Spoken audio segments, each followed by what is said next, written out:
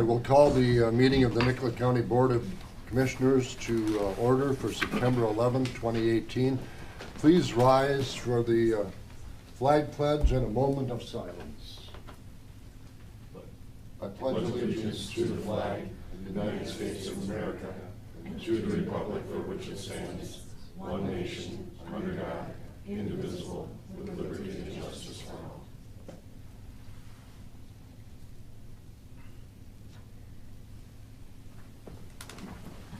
It was 17 years ago today that Commissioner Stenson and I were at this very place.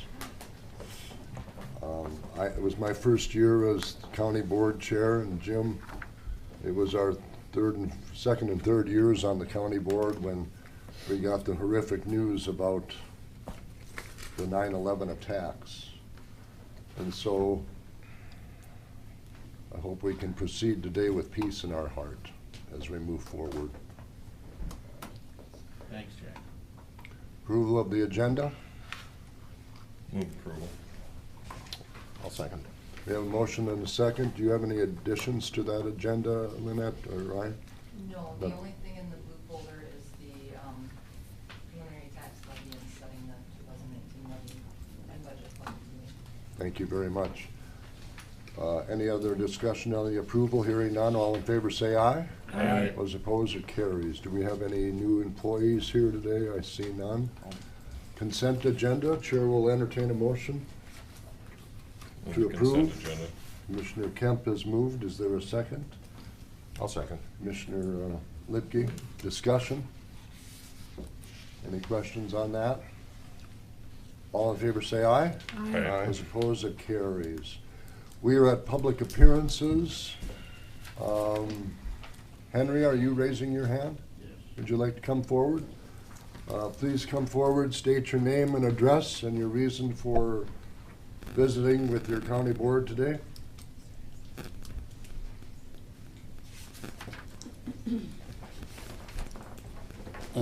Henry Martins, Bernadette Township, 53988, County Road 15.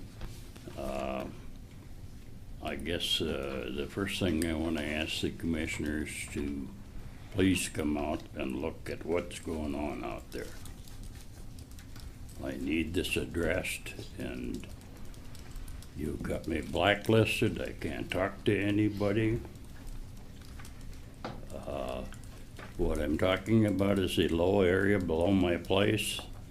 My water right outlet has been taken away in 1975, again in 77, and again when you reconstructed 82. Seth said there's no ditch there. There was no ditch. There was a ditch back there when that road was a township road. That was the only means of draining it. I'm assessed to a ditch system, and I can't get my water there. Now, this has happened twice with Seth. I had a piece of land that I own. He claims I didn't own. He put me through hell on that. Now he's lying about the outlet and in that ditch system. I won't have it. This has cost me, I've got crop loss of about $100,000. That corner was my test plot for probably 20 years from the old producers, the microgen. We used that. That was my means of working my crop, using the right corn, the beans, and you've taken that all away from me. Then to go down the road when you rebuilt, prior to rebuilding the road on ditch number 32, that ditch is dug 28.5 feet deep, 110 foot top. That water comes down to 82.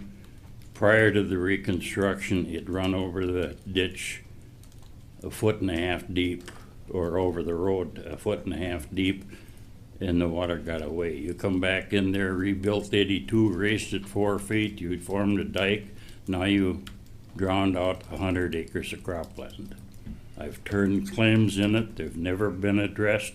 I asked Seth to head to redo the culverts in there, put another one in there, or put a bigger one in there, that cannot handle the water coming down there. And on the crop, the original crop drowning is a big factor, but the second year, I've got residue from all that land west of me that comes down there. There's herbicides from corn, herbicides from beans, there's weeds, there's everything else coming in down there that floods that 100 acres out. My beans, the second year, 8 inches from the bottom, there wasn't a pod. Everything from that was shriveled, and the most was 2 beans in a pod. That comes from the residue from all that. Since then, you've allowed Winiger, Kenny Fliggy, Kevin Fliggy, Merle Winger, and Kenny Hauser to put in a 24-inch line. That culvert could not handle what it was prior to that, but that was put in. Now Winiger and Kevin Fliggy are putting in another big line now and gonna tile again, and I can't have it. I've got to have more capacity through that culvert. You're flooding out 100 acres of my land, and I don't know why I need to put up with that. And you're sitting in a position and you won't address it. When I'm assessed to a county tile line on 32 to get rid of my water, and he takes no, I won't have it. I'm asking you to come out and take a look at it. There's a lot more to this. That tile line that was put in by the county, by Coppin and the commissioners back then, is off grade. The intake on the north side of 15 holes, 10.5 inches of water, 250 feet down the road to the south, the way it drains, there's not a drop of water there. Plus the fact I've got to go another 400 feet to where I'm hooked on in that disclosure in that Coppin thing. I'm supposed to have a 2% grade. This involves another 6 to 8 inches of grade, and there's nothing there. I got 10.5 inches of water in the tile now that don't go. Why would I go? Why would I tile into that with another 8 inches of loss? You need to come out and take a look at it. This thing has been all done wrong, and I'm done with it. In fact, I'll put it this way. I and my wife wanted this resolved. She passed away not getting it done. And it's just as plain as cut and dried. You're wrong. Thank you, Mr. Martins, and on behalf of the county board, we want to send our condolences to you on the passing of your bride. Thank you. Any other public appearances here this morning? If you could state your name, please, and your address. Timothy A. Weibel, 45438 541st Avenue, Cortland. I'm here to talk about County Road 12. I've been down here a few times speaking on about this. Some of you, or all of you, should have gotten an email from me expressing my views on this. I think this has gone on long enough. You know, we talk about safety. Safety seems to be the big issue here. Then if safety is a big issue, then why hasn't the signage on 14 ever been addressed? There's still signs. The other day, if you go up number 12, where Marilyn Holke's driveway is, her mailbox sits right at the end of the driveway. There's a sign that says road closed ahead, right on the tar. And when the mailman was parked there, she couldn't see me because of that sign being directly in front of her. So she pulls out. I knew she was going to do it because she couldn't see me. I could see her on the passenger side of her vehicle, but she couldn't see me on the driver's side part. You know, things like this, you have no idea how they frustrate me. The other night we had the sweet corn combines up there again turning around. We get numerous semis, you know. There's nothing to say that County Road 12 is closed. It just continues to be. I brought this up once and earlier, and like right away when it was closed about this, and it's, to me, this is just, it doesn't make sense why we continue to put up with this road the way it is. I think, you know, we've been working on some things as private landowners to address the water issues on 12. And I understand things move slow. Things can move at a snail's pace. But today you guys are going to hear another option of something that I feel would work. And I would appreciate you guys keeping an open mind on that. And, you know, let's try and get this resolved. You know, we talked about the financial, Marie, I believe, had brought up in your email about the financial constraints of this. This is a huge thing for me, and I don't think it's right that when we close a county road like that we push the burden onto the townships for safety, and that's what it is. You know, the townships now, that's where the bulk of the traffic is, and that's not safe to have that kind of traffic on a road like that. Thank you. Thank you, Mr. Weibel. We appreciate and value your concern. Moving along to the next item, Sheriff's Office. Sheriff Dave Lang. Good morning. Morning, members of the board. In front of you, you should have information on entering into a lease agreement with Enterprise Fleet Management. The plan for the Sheriff's Office next year and moving forward beyond that is to start leasing vehicles from Enterprise rather than purchasing them. The goal of that is to keep lower miles vehicles on the frontline patrol and hopefully minimize some of our repair and maintenance costs as well.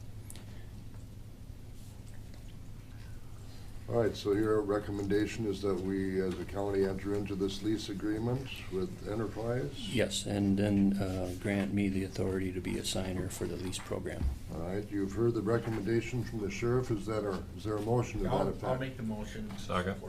Commissioner Stenson, Commissioner Kemp, any comments or questions to the proposal in front of the county board at this time? Yes, I have a question. Sheriff Lane, when you get the car delivered to you under a lease agreement, then anything that you do to get that car ready for the road, lights, radios, computers, and all that stuff, is obviously our cost. Correct. It's always our cost on a new. At the end of the lease, is there a penalty that you have to pay because you take all this stuff out and there might be holes drilled in the roof or anything like that? They'll take the thing back as Correct. as is? It's no different than currently when we buy the vehicles, we take all of our equipment out and then we sell them. Enterprise will sell them on our behalf, and whatever they end up getting for that vehicle at the end of the lease comes back into our leasing pool. On average, you know, they're hoping that these vehicles, that we move them before they get to 100,000 miles, that will get about $8,000 in return for those vehicles. So you don't lease them then on just like a 2-year lease and then turn them in, or you lease them until you get to 100,000? The contract is, we're gonna go with 3 years, Okay. because our frontline patrol vehicles, we average between 30 and 35,000 miles a year.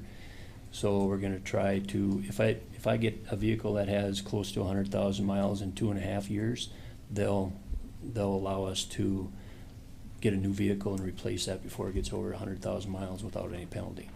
Okay. All right, thank you, Commissioner. Any other questions? Yeah. Go ahead, John, I have another one. Commissioner Lipke? Other sheriff's departments have been using this company for years and been happy?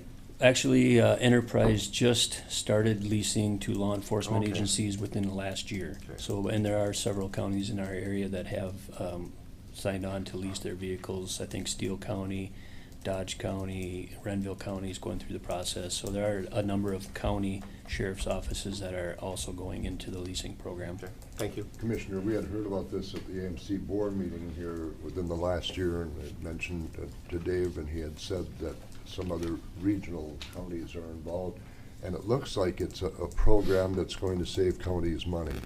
Well, that's the ultimate goal. That's the ultimate goal. Jim, did you No, have that's something okay, else?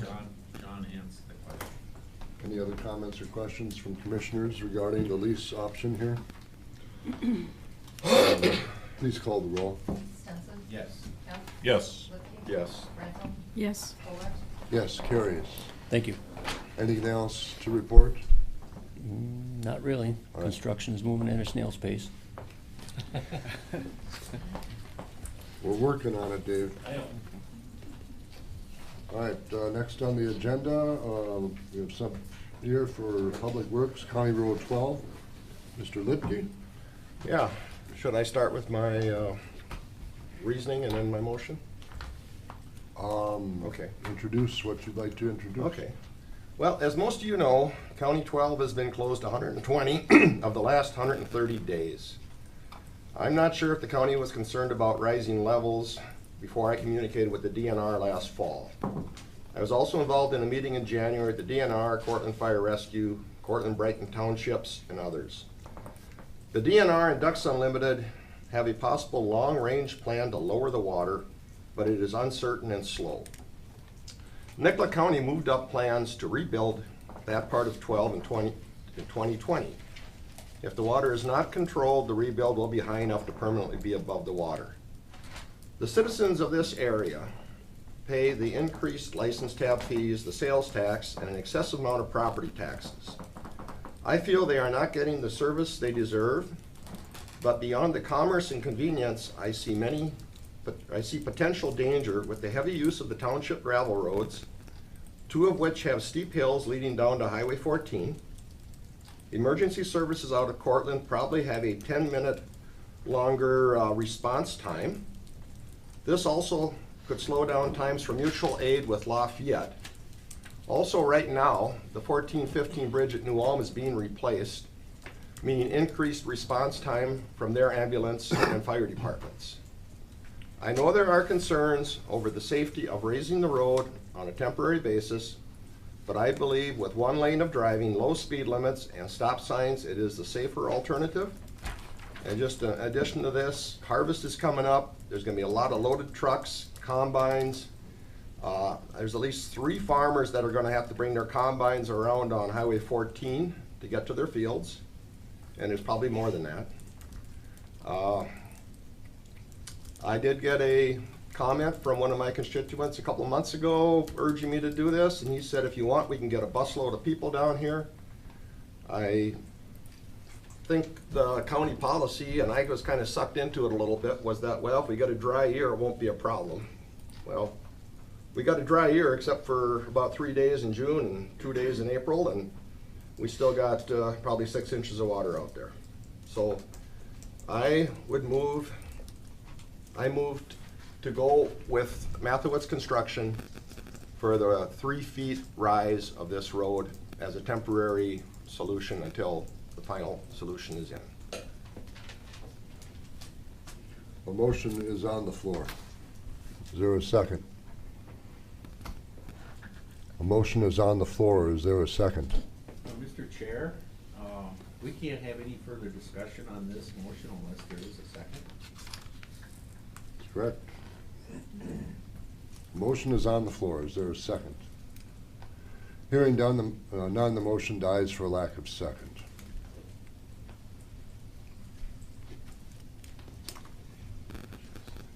I have a procedural question, Mr. Chair. Commissioner Kemp? The issue with that Commissioner Lipke brings up is about a construction project that I don't think I have a lot of data on, or no data on. So that was my reason for not seconding, but is there discussion? Is there something that I don't know about, or is? Seth has the data. Commissioner Lipke, did you want to add to that? Well, could Seth share the proposal? Mr. Greenwood, would you approach the board? I just want to make sure that we're procedurally fine, but I don't know all of the information here that's being talked about, so I'd like to know that. I think that's a fair question. Thank you, Commissioner. Thank you, Commissioner. Good morning, Mr. Chair, members of the board and staff. Last Friday, I was contacted by Commissioner Lipke, and he had told me that he had a meeting with Mathewitz Construction, Randy Hiras, to discuss raising of the road temporarily where it's flooded. Commissioner Lipke had requested that I call Randy Hiras to discuss what they had discussed out on the road earlier that day. And so this is what Randy had told me that what the discussion had entailed. Raise the road 3 feet using crushed bituminous and concrete that they have stockpiled by the city of Nicollet. He said that that material stacks upwelled, have minimum sloughing into the wetland. So when you put that material in, you can build a more vertical face to that 3 feet of lift.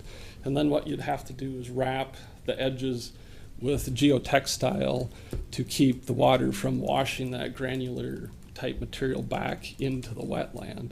That geotextile is not a moisture barrier by any means. The bottom layer of that material would definitely be saturated, but it's just to keep the material in its spot. He thought possibly by doing that type of construction practice, you might be able to get 20 feet of width on top.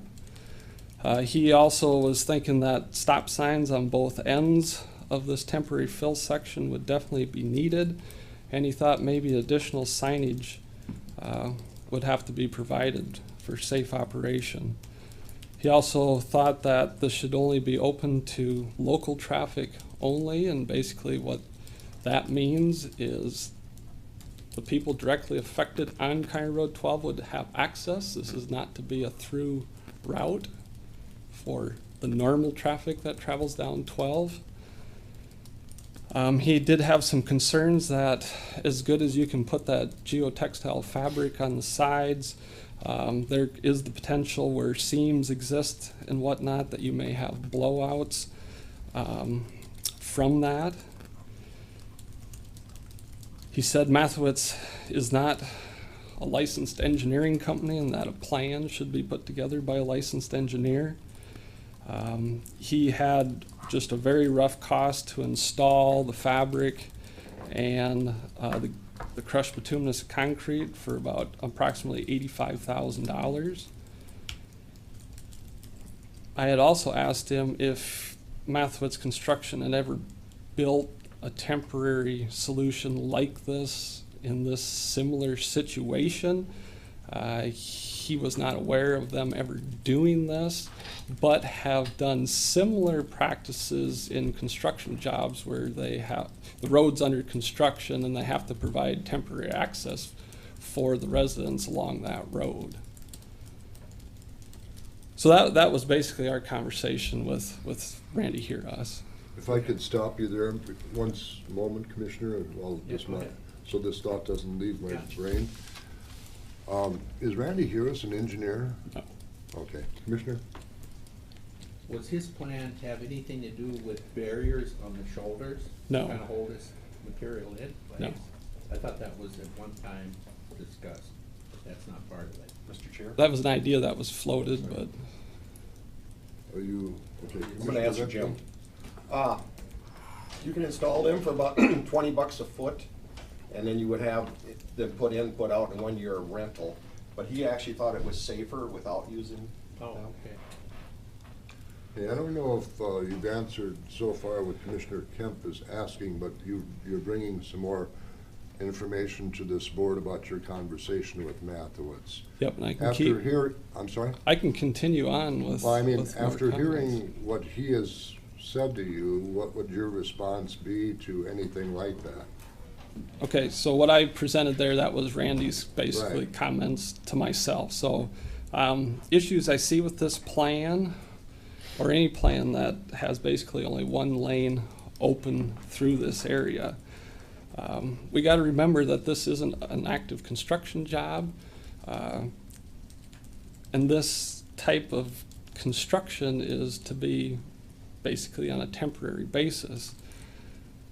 Now this potential, if you did this, potentially this will have to exist for 1 to probably 1 3/4 years, and it just depends on when our actual permanent project starts, and we're still working through the very many complex details about that.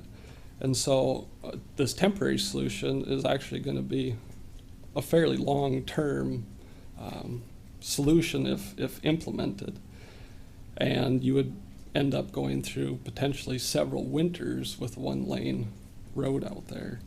One lane road does not meet any of our adopted standards for a state aid road. We follow our state aid rules manual. It gives us guidance on what minimum design standards we are to use. And They don't provide for provisions of a one-lane road. We use this both for our state aid routes and our county routes. And like I said, even though this is temporary, this condition will be for an extended time frame. Other concerns I have with building a section like this, it would be a 3-foot elevated section with very to little no slopes. And that's very dangerous. If we have a vehicle that leaves this elevated section, your chances of rollover are very good, and you'd be rolling over into water essentially.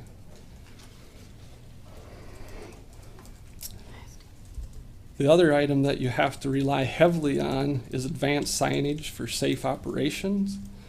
My experience is signs are only as effective as motorists are aware of them. Distracted driving is a significant issue. We run into instances many times where people don't even see the signage that we put out there, and that's very concerning to me. A one-lane facility in the middle of a 2-lane 55-mile-per-hour facility will definitely catch some motorists by surprise. Catching motorists by surprise is never a good thing. And then periods of poor visibility. We definitely get dense fog, snow, blowing snow are a very big concern as you're relying on signage and visibility for safe operation of a one-lane segment. I see a significant increase in the chance for head-on collisions or run-off-the-road crashes through this area during those times. Also, we need our citizens to abide by stop signs and the signage that are out there. Law enforcement does not have the manpower to enforce speed and stop sign violations through a one-lane construction area. Snow removal will become problematic on a one-lane road. We'll have to have some type of delineator markings along the edge to keep people from driving off in poor visibility conditions.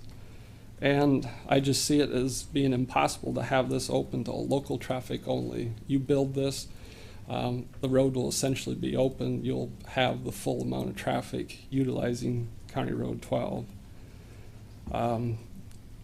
Fill materials will have a portion saturated. Saturated materials lose stability. A geotech engineer would need to be hired to evaluate stability of that material in a saturated condition. We have looked at and considered one-leg section earlier this summer in July based upon what MnDOT had done on Trunk Highway 4 by Sherburne.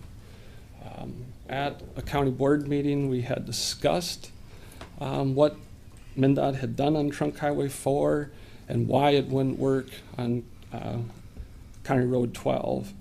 After that meeting, I had contacted Judd Falgren, the District 7 maintenance engineer.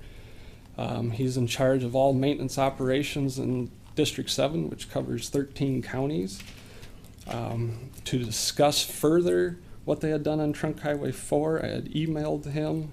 He had sent information back. We had a phone conversation based upon those two exchanges. I had summarized and sent back to the county board what I had found out. He is very familiar with County Road 12. He did not, and he was pretty emphatic about it, he did not recommend using a one-lane road for County Road 12. Can I make a comment, Jack? Certainly, go ahead. The 20 feet was actually enough for a 2-lane road, but you and I both agreed if we did this, it'd be much safer to just have. No, 20 feet is not good enough for a 2-lane road. I mean, based on standards, speed, traffic, conditions in the area, lays out paths that you have to follow for minimum standards. And you never have just lanes of road and absolutely no shoulder. It comes with lane width plus some type of shoulder and typically a 3-to-1 or a 4-to-1 inslope, which... Well, that whole road is illegal then. It was built to state aid standards at the time Okay. it was reconstructed. And now we are going to touch and change the condition. And so I feel we're bound to give the public what our safe standards are today. Okay. I'm gonna go back to,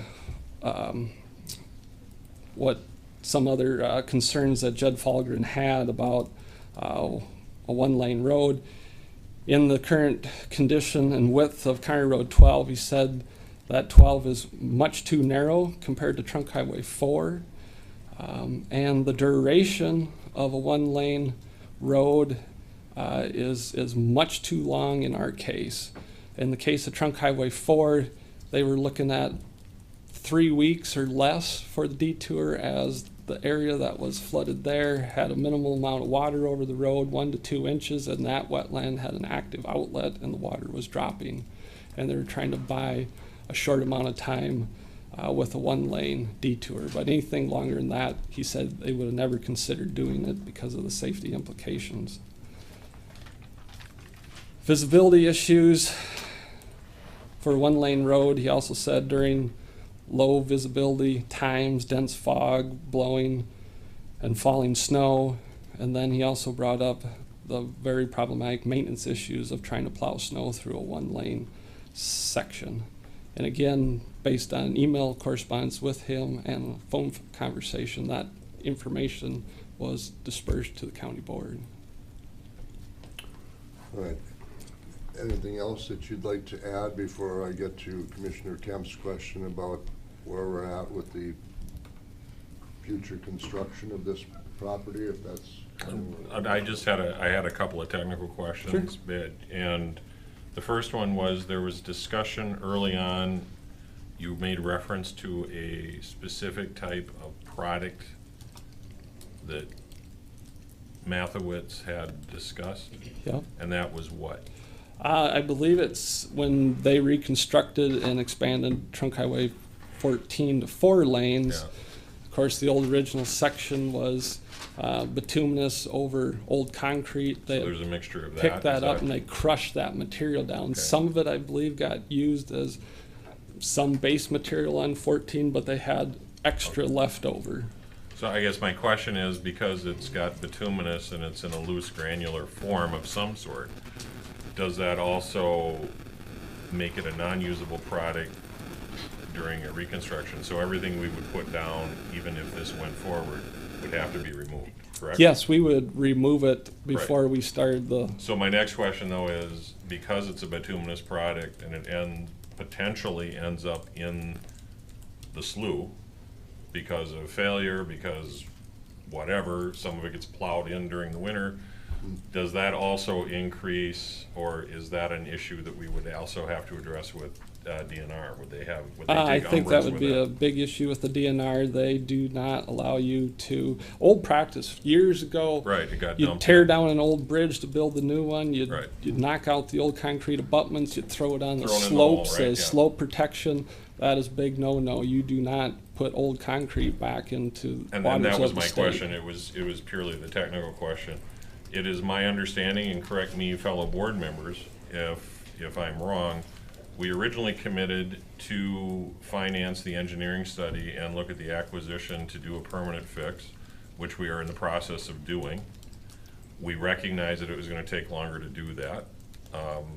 But we also, I think at the time, agreed that it was no faster than trying to find a drainage alternative for the slough also.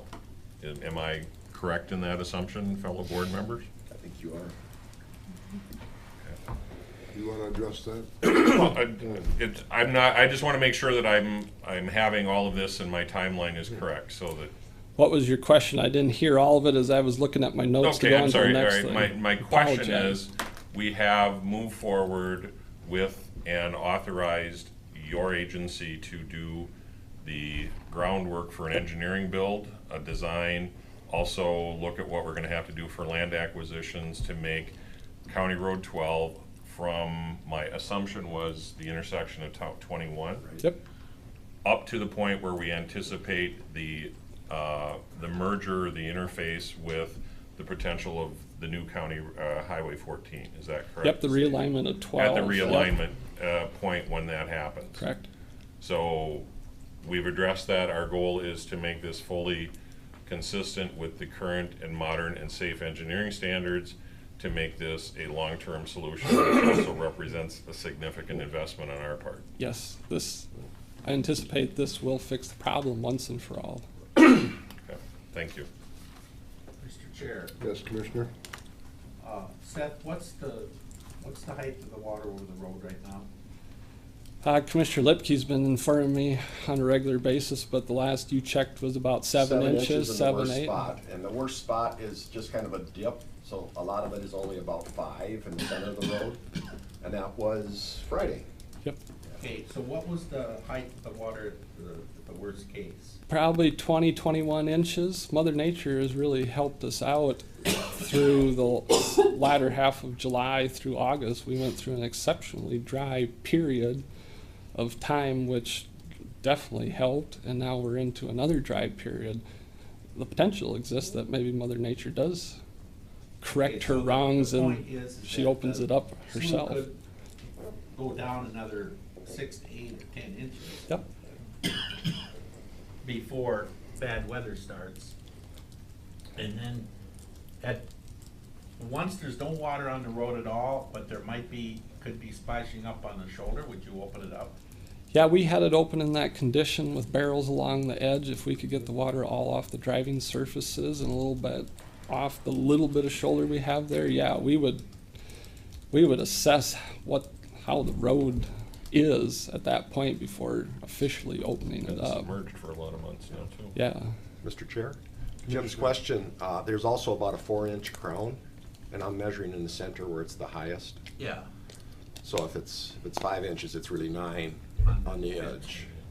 And we did get 1.7 inches of rain like 10 days ago, but it came nice and slow. I don't think Yeah, anything ran runoff in might there. have not been a problem, so you might just have 1.7 more inches. But the reduction of the water is due to evaporation primarily? Primarily. Or seeking into the groundwater, in the ground? 'Cause Sounds like there's very little seeking into the There's seeping no into the ground. outlet, of course. Well, Seth has information about that from the people that dug the electric towers in there, right? Yeah, from the soil boring information, there's a significant layer of very impermeable muck at the bottom from those soil borings that infiltration into the ground is probably little to nothing. Oh, okay. It's all basically got to Big go pool. And then a clay Through layer there. below that, right? Sand. When you get deep Sand? enough, there's lots of sand. That's why they have to put Yep. the pilings under the tower. Correct. So if Okay, we so dug a just drill down, so the water can go down. Yeah, into the that's sand. Don't think we can make a drain. that's They need why a big Excel drove piling and cast their concrete base on top of those pilings instead of doing a drilled shaft, because they were very much worried when you drill a 20-foot diameter drilled shaft into pure sand that it would be just like a bathtub Yeah. drain. Yeah. Anything else that you'd like to add to the discussion that we're presently having here? I can continue on. I got pages of notes and whatnot. So, Mr. Chair? If we would go with this, and it certainly doesn't look that way, did Mathewitz have a timetable at all that they shared with you? they're so behind in their work along with every other contractor that, we're probably talking November Okay. before they'd possibly be available, but for the dollar amount, you would have to get quotes from several, and Right. quite frankly, you'd have to have a plan put together and signed off by an engineer on. Well, doing Commissioner Thank Lipke, you. to your point about certainly not looking like it's going that way, we just had a vote that didn't get we just had a motion. But his that point of didn't get a second. procedure could back that up, correct? I don't know what that point of procedure would do. I think what we're hearing now is more information about why members of this county board didn't second the motion. Okay. Well, and I will answer for my response personally, because I asked the question to follow on. Knowing what I have heard now, understanding better the process and hearing that, I would be disinclined to second your motion. And I guess I made the mistake, I should have asked for Seth's information before I made the motion, but I thought we get a motion and we get discussion. I would like to continue, quite Please frankly. do. I think it's helpful for all of us and for the people who live in that area, if the media would be so kind to share. All right, I'm going to go into some concerns I've heard and been passed along to me. And so I'd like to talk about EMS response times. Detouring around County Road 12 will definitely add additional time to response. When we look at alternate routes around County Road 12, the portion that's closed, we have County Road 21, 531st Avenue, and 551st Avenue. And so I was running some numbers just to try to help put the conversation in some perspective. If we were looking at somebody taking a trip to go from the County Road 12, County Road 21 intersection to say County Road 24 in Cortland, if County Road 12 was not closed, that distance is approximately 3.3 miles. If you use the alternative route, County Road 21 to 551st, and then utilizing Trunk Highway 14 to 24, that's 5 miles. Utilizing another route, you could go 21, 531st Avenue, Trunk Highway 14, that's 5.7 miles. Or if you use County Road 21 to the east to Trunk Highway 14 and then back into County Road 24, that's 7.3 miles. So, based on those alternate routes, you drive anywhere from 1.7 to 4.3 miles extra depending on that route. So if you assume averaging 40 miles per hour on the extra miles, based on that extra mileage range that I just spoke of, it would take you 2.5 to 6.4 minutes additional time depending on what route you take. If you average 50 miles per hour, it would take anywhere from 2 minutes to 5.2 minutes, depending on route taken. Given a detour route, this is probably one of the shortest detour routes you'll ever see around a construction project or a closed road. So I just wanted to kind of make the board aware of what the potential additional extra time around. Of course, it's going to vary depending on where you're coming from and going to, but I had to pick a route and at least give you guys an idea of what that additional time would be. We're always looking at risk and how to manage risk. And so I wonder how many EMS calls per year utilize County Road 12, and I assume it's less than 550. And I'll get to why I say 550. And then how many calls by EMS per year would result in someone's death or loss of a structure to fire if response is delayed by several minutes? Is there data that exists that you would be able to tell that? So in 2015, the traffic count on County Road 12 was approximately 550 vehicles per day. So if we're looking at 550 vehicles per day utilizing one lane on County Road 12, has a much higher probability that a motorist makes a bad choice and is injured compared to the chance that EMS being delayed several minutes utilizing an alternate route results in a higher level of injury or loss. Even if a one lane is provided on County Road 12, EMS will have to slow down and proceed with caution through that area. They may even need to stop if there's other traffic inside that one lane and let traffic pass before it can use the one lane. Some delay will be even encountered with a one lane scenario. Any delay in either scenario is bad, but in the big picture, which provides the least amount of risk and liability? Another item I wanted to touch on is potential township road damage. Between myself and public works staff, we have periodically been driving 531st and 551st to see what kind of impacts any additional traffic has had on them. We have not seen anything significant at this point, but that could definitely change with harvest coming on. And so regarding the townships, I'd recommend that Public Works staff and Cortland Township continue to monitor these two road segments for damage. I would recommend to the townships to post 531st and 551st to 5-ton weight limits to cut off the cut-through semi-traffic. Allow anyone, though, that lives on the route or needs access to fields along the route, and to allow them to haul legal loads. Evaluate during the closure period of County Road 12 for excessive wear damage on these township roads, and possibly make monetary payments if justified to Cortland Township after CSA 12 reopens. We really got to see what happens. We don't have a good feel for what will really happen out there.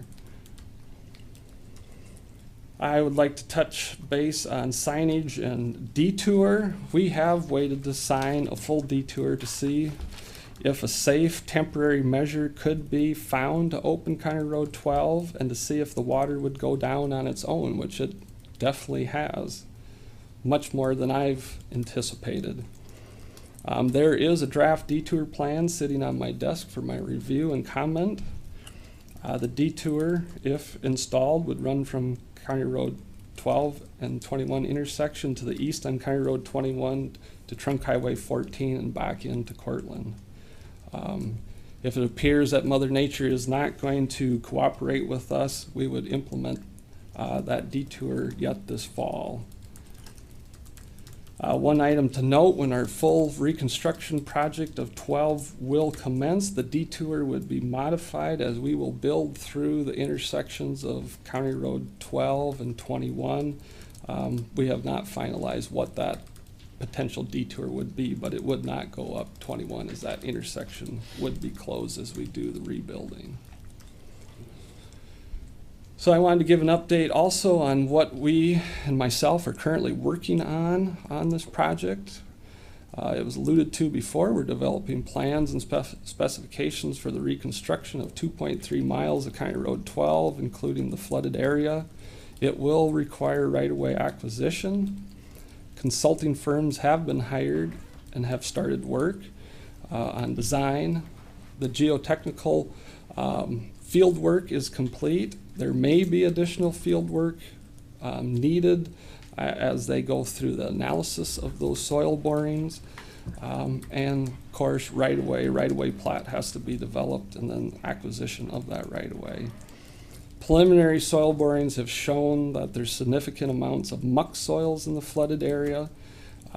There will be definitely enhanced expense to properly fix this area. The fix, though, is not determined yet. It could entail surcharging, basically overloading the muck area to force the water out of those muck soils and force the settlement. Another option possibly is to excavate all the muck out, or it may entail a combination of both those options. We anticipate raising the flooded County Road 12 area 2 feet above the natural runout elevation. I have been working with MnDOT and the Federal Highway Administration to see if a portion of the raising costs can be funded by federal highway disaster funds. And as I saw in the paper, I believe late last week, the president had signed off on approving federal disaster funds for Minnesota, which Nicollet County was one of those disaster counties. If FHWA approves this project, we may be able to get $750,000 or more in funds to put towards the raising. And more than likely, they're only going to put funds towards the raising of the road a couple feet above the highest water level out there. We will add additional funds to that to bring the road 2 feet above the natural runout elevation, so we're never back here again with a flooded County Road 12. We are also looking at other funding sources from the state park road account and state aid disaster accounts, possibly to help fund this if federal highway does not come through in this instance. Mr. Chair?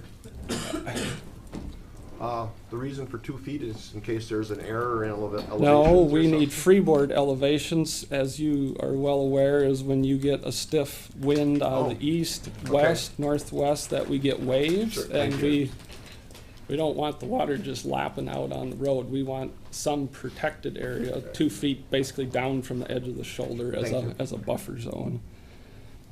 I want to say that the county is committed to the project, even if outside funding does not come through, and we're gonna fix this right once and for all. Thank you, Mr. County Engineer. I think in my 21 years on the county board, thank you again to the folks who put us here, I can't remember as much discussion about a 2.3 mile reconstruction job as we've had on County Road 12. And if I was a headline writer, like I used to do, "Get the muck out of here" would be my headline. With respect to Mr. Greenwood's report, Commissioner Stenson, did I see your hand Yeah, I have raising? I have a question. The reconstruction is gonna go from the intersection with 21 down to 14? Not all the way to 14, it would go down to where 12 would be realigned. 460th Street? I don't have a map in front of me, Right at Commissioner. the top of the hill. Right? Yeah, Cell phone tower. yep, the cell phone tower would be a Okay, good but- landmark. But what's the necessity to go all the way up to, go north to, the intersection with 21? My feeling is if we're gonna close down County Road 12 to raise the muck area, we wanna do a longer stretch. For one, we'll get better bid prices. The bigger project you can package, the better unit price you will get.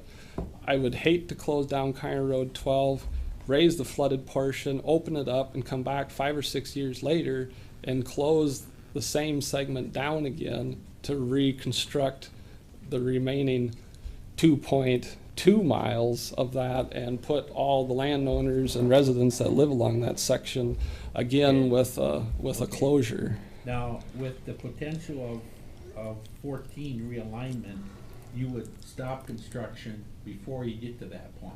Yes, we would South stop side. construction right where County Road 12 would diverge from its current alignment and curve off to the east to meet where the interchange and bypass would be built north of Cortland, where the extension of County Road 24 So would meet up. Is 12 supposed to curve, as it heads south, is it supposed to curve and then intersect with 24? Correct, Okay, yes. There would be an interchange built at that point. and the interchange would be just, okay, so 12 is gonna move that direction, okay, Correct. thank you. Thank you, Commissioner. Any other comments to the report that we're hearing here today, which is much beyond what we ever hear about most, but I understand the issues that were, Well, Commissioner Lipke? I do like your reasoning, to only shut number 12 down once in a 10-year period or 5-year period. We do put a lot of thought and we try to minimize inconvenience to our constituents and the traveling public, but inconvenience is part of making things better also. Commissioner Kemp? My only comment, and I will address the part, I tend to be, after part of my life spending in law enforcement, I understand the concern of safety. I advocate your recommendations for that simple reason, because people don't pay attention to signs and they become very withdrawn about their own safety and they do really stupid things. And that's why I can't support anything other than making this a good, safe sojourn for the community. Thank you, Commissioner. Commissioner Dranto, do you have anything to add? Not at this time. The only thing, before we take a break, a previous speaker had emailed this county board saying that that there was a lack of leadership from this county board and from our highway department. I've answered him. He's not here anymore. I can tell you on a personal level and from my colleagues on this board that we research issues in front of us very carefully, and then we come to a decision. In the matter of flooded County Road 12, we're faced with historic levels of water caused by an act of God or drainage from surrounding landowners or both. And to say that the county board lacks leadership, I think is wrong. To say that our highway department and engineer lack leadership is wrong. We've made a decision to have engineers study the issue. We've committed funds to fix this problem. We are moving forward. And I know, in looking at our highway engineer right now, and those folks who spend their summers working on improving our county roads, that they've spent an enormous amount of time answering the issues that have been brought forth by folks living in the County Road 12 area. Thank you for the information that you've supplied us today. I think that as we sit here, and I say this to Commissioner Lipke, that's why there was no second today, John. This is compelling evidence to me, and I think unwarranted criticism from some of those people who are living in that area. We shall move forward. Seth and I have had these conversations, and he and I agree on a lot of things, including the balance of risks, and I look at the risks differently than he does. It's a difference of opinion. We get along. Okay. Do you have anything else to add? I could give a construction update, I suppose. Sure, go ahead. Then we'll take a break. Our paving work is done, so little over 18 miles of new blacktop pavement out there. We have seal coated and fog sealed it. Striping hopefully will commence next week.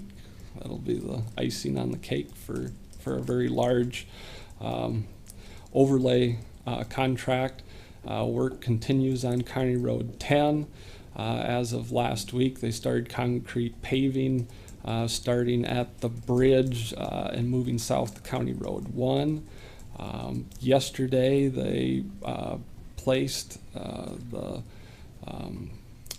concrete overlay on the bridge deck. It's kind of a new concrete mix that you use for that. There's not too many bridge decks covered in this type of concrete mix in the state. We're one of the first. It should be very durable and give us very long and good performance. Anticipate them getting ready and paving the other side, going north from the bridge up to the Sibley County line, potentially late this week or early next week. So that project continues to move forward. We'll be excited to have that route open also. If anybody's been through the city of Nicollet, our salt shed is moving along very quickly. They're placing the last lift of bituminous for that project today, and probably Monday or Tuesday, Greystone will be showing up to erect the structure, which will only take a couple days, and that project will also be done. So things are moving along. All right, very good. Thank you. We will take a 10-minute break. All right, we'll call the meeting of the county board back to order after our first session this morning. At this time, I'd like to recess the board meeting and call the Drainage Authority meeting to order. No motion is needed to recess. Good morning, Jackie. Good morning, Mr. Chair and members of the board. Morning. We have, yes, we do have a consent agenda Move to approve the item. consent agenda. Second. We have a motion and a second from Drantle and Kemp. Any discussion on the consent agenda? Hearing none, all in favor say aye. Aye. Those Aye. opposed, it carries. Good morning. Good morning. I have two items for you today. The first one being I'd like to set the public hearing for the annual maintenance levies, and I'd like to set that for November 13th at 10 o'clock. All right, we have that in our packet. Is there a motion to that effect? Move it. Kemp has moved. Is there a second? Second. Lipke?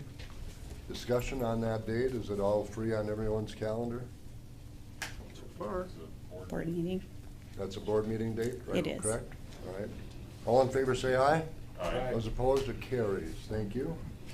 My second item is attached in the packet is two spreadsheets, one for County Ditch 53A and one for County Ditch 3 for crop damage that had occurred during cleanings this summer. I would be asking for approval to pay the landowners listed on the spreadsheet for crop damages. You've heard the report on the crop damage that is in our packet. Total again on that? Can you total that up for me? Oh, Or would that just be an estimate on your part? yeah, I don't have, it would be an estimate. I don't have the total on those. Thank you, Commissioner I move Granto. the payment of the crop damage. as Commissioner listed. Kemp has moved. Is there a second to I'll that second. motion? Lipke has seconded. Uh, Any questions, Commissioner Stenson? City of North Mankato is supposed to get $15.15. I was wondering, Jackie, if you could give me that check so I can hand deliver it to John. Since he's a star in Mankato paper today.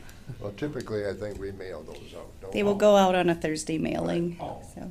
Thanks for your offer, though, Commissioner. I mean, Or we could just deny the City of North Mankato that $15. Any other no. discussion? Call the question. Hearing none, please call the roll. Kemp? Yes. Lipke? Yes. Stenson? Yes. Granto? Yes. Kohler? Yes. Thank you. Do you have any Thank other you. items that you'd That like is to all I bring have. before the Drainage Authority? Any other items to bring by anyone else to the Drainage Authority? Seth, Nathan, Michelle? I'll ask for a motion and second to adjourn the meeting. Move it. Second. Kemp and Lipke, all in favor say aye. Aye. Aye. Those opposed, it carries. We are now back to the regular County Board of Commissioners meeting here for the 11th of September. And we'll go to the administrator, Mr. Crush. Thank you, Mr. Chair. On the agenda today, I have a request for the board to approve the 2019 preliminary tax levy and then set the 2019 levy and budget public comment meeting. As you know, this has to take place in September each year. What's in your blue folder today is a resolution that would set the tax levy at $21,943,934, which is a 3.79% increase. And the other part of the resolution would set the, what formerly was called the Truth and Taxation hearing, for December 6th at 6:30 here in the boardroom. The 3.79% levy is about 3/4% under where our 10-year average is, and it results in an overall tax rate decrease for the county's portion of taxes that people pay. So for folks that have no value change for 2019, their county taxes would go down under this proposed budget. Mr. Chair, I'll move the resolution. There's a motion on the resolution. Is there a second? I've served on the Budget Committee, so if the board will allow, I'll second. Open for discussion.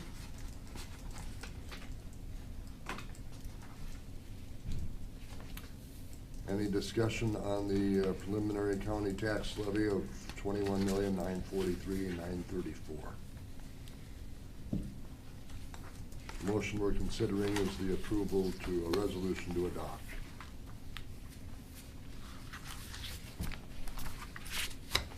As a member of the Budget Committee, Commissioner Kemp and I served. Commissioner Granto was helpful as well. And this board has had an opportunity to have much discussion on it. As you know, we work as a Budget Committee to go line by line with each department head and get a sense of what they're seeking and what we can see to approve. So I think that in terms of what we're hearing from other counties, ours is a reasonable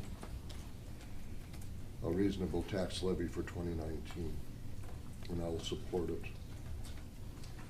Any other comments? Please call the roll. Kemp? Yes. Colors? Yes. Lippy? Yes. Benson? Mr. Chair, I vote no. Dranko? Yes. We have a 4-1 vote, thank you.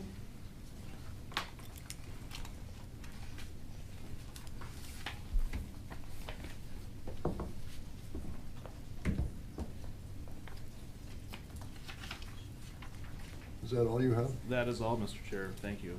All right. Thank you very much. Again, thanks to the Budget Committee for their work and commissioners for your input into this year's budget, and noting that that date again is December 6th, correct? Correct. For the truth and At tax, 6:30. so-called truth and taxation meeting. All right, informational items. I'll turn to the county attorney. Michelle, you said you had an item that you'd like to bring to the board today? I just wanted the board to be aware that yesterday afternoon, we presented to the county employees the annual winner award for the ruler for the Friends of Learning backpack program. It's a program we have every year where we do a business challenge. The county employees participated. The county employees won the overall program, and so now there will be a ruler that has the county employee name on it that will be throughout the government center, so take a look at that. And then our Nicollet County Bank and Creation Technology were also winners of that program. So through the program, we served 525 students approximately with that program. So congratulations to county employees. Very good. Thank you, Madam Attorney. I appreciate your work on that and leadership. Anything else? Nothing from me. All right. Chair's report before we get to the Commissioner Committee reports. The only thing that I'd like to say is, again, as we think back 17 years ago today, a lot has happened in America, hasn't it? And hopefully we're a safer place, but those images are still ringing in our heads, I know, individually and collectively. Our youngest was 3 years old that day, and I remember Jane being afraid at home, as we all were. And Commissioner Stenson, I know you and I were sitting at this county board meeting on that morning too. Maybe you could share some of your recollections. Well, it was pretty scary, I think. We really didn't know what was going on, if there was gonna be additional attacks or not, and then all of a sudden the plane crashes into the Pentagon. And then before we know it, a plane crashes in a field in Pennsylvania, Flight 93. And since then, Diane and I, we've been to that memorial twice. Yeah. It's quite impressive and it's very sobering to think that there are terrorists out there that want to bring harm to our country, and that it involves not military people aren't the victims, it's just ordinary citizens. And so it's, we have to keep on remembering that date for a long, long time. So I think the memorial in Pennsylvania is a great tribute. I haven't been to New York City to see the museum there or anything. I don't know, has anybody else been? You've been there since? I have been there. It's Yeah. equally sobering, and the audio of the calls that were made and the film that you see of it afterwards is Yeah. quite a sobering experience. Yeah. And I'd invite other commissioners to share their feelings just as we remember today. You can do that as part of your report if you'd like. Chair's report will include, we had our budget, on one of the budget sessions, August 30th, Transportation Alliance, September 5th, Judicial Ditch hearing on that same day, the September 6th County Employee Meeting, Maple meeting on the 6th, and the county budget meeting, the last one on September 10th, yesterday, before, as we came to approve today's budget. Commissioner Drantle?